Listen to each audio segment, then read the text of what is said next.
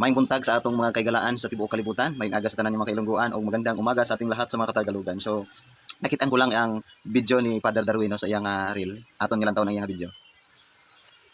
Dili ang Biblia may pillar and foundation of truth, ha? Bay, paminaw ma? Dili ang Biblia may foundation, pillar and foundation of truth. Ang Biblia, ang simbahan, dili ang Biblia.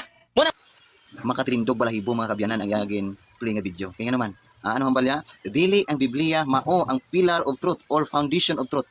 Kuyawa oy. Unsa kini katinuod ang iyang ginapangsulti nga dili ang Biblia mao ang pillar of truth. O gusto niya nga ipasabot nga ang simbahan, Iglesia Apostolika Romana or ang Iglesia Apostolika Romana Katolika mao ang pillar of truth. Tinuod ba ka ni? Unsa may gisulti sa Biblia? Di atong tan-awon kuno di. What is the pillar of truth? Mga kaigalaan, kung atong tan-awon sa Biblia atong gigamit karon ha, King James Version ni siya, King James Version. So atong mabasa dinhi sa Ephesians chapter 2 verse 20. What is the pillar of truth niya? Pagasulti niya. And are built upon the foundation of the apostle and the prophet, Jesus Christ himself being the chief cornerstone. Unsay pagkasabi mga kaigalaan?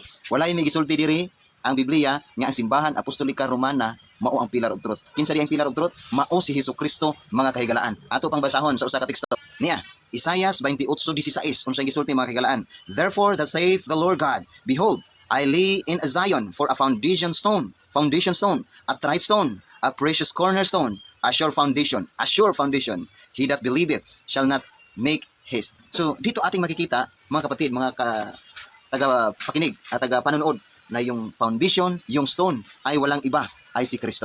Sabi niya dito, napakaliwanag, 1 Corinthians chapter 10 verse 4. Sabi niya, indeed all drink in some spiritual drink, for they drank of the spiritual rock that followed them, and that rock was Christ. So yung rock na yun mga kapatid, mga kaibigan, ay walang iba kundi si Kristo. At meron po tayong tatlong definition ng katotohanan. Tingnan natin kung makikita natin dito yung Iglesia Apostolika Romana, no, sa katotohanan. Tingnan natin.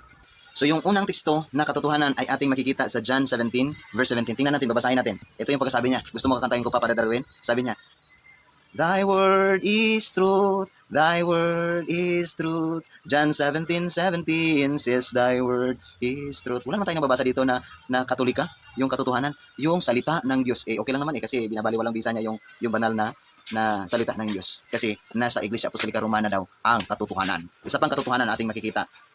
Ito, yung pagkasabi niya guys. Pangalawang katotohanan na ating makikita is Psalms chapter 119 verse 142. Ano yung pagkasabi niya dito? Sabi niya, Thy righteousness is an everlasting righteousness, and Thy law is truth. Pangalawang definition ng katotohanan, yung kautusan. Hindi naman sinusunod ni Father Darwin ng Simbahan Apostolika Romana. Yung pangalawang katotohanan, yung kautusan. Thy law is truth. Mga kapatid, mga kaibigan, kaya binawali-walang bisa nila yung kautusan. At sinasabi na wala na yung kautusan, hindi niya kasi tinatanggap yung katotohanan kasi yung tinatanggap na ng Iglesia Apostolika Romana yung ang katotohanan. Pero yung kautusan hindi niya tinatanggap. So kakantahin ko pa? Hindi na. Ito pa, yung maganda yung sinasabi niya na si Kristo ang nagtatag ng Apostolika Romana. Ito yung pagkasabi. Pero hindi nila sinusunod si Kristo. Kasi sabi niya dito sa John 14 verse 6, Jesus said unto him, I am the way, the truth, and the life. No man comes into the Father but by me. Bakit hindi naman natin sinusunod yung katotohanan? Tatlong katotohanan. Yung salita ng Diyos, wala na. Hindi niya sinusunod kasi sabi niya, hindi ang Biblia ang pillar of truth. Ano yung pillar of truth para sa kanya? Yung Iglesia Apostolika Romana. Pangalawang katotohanan, yung kautusan.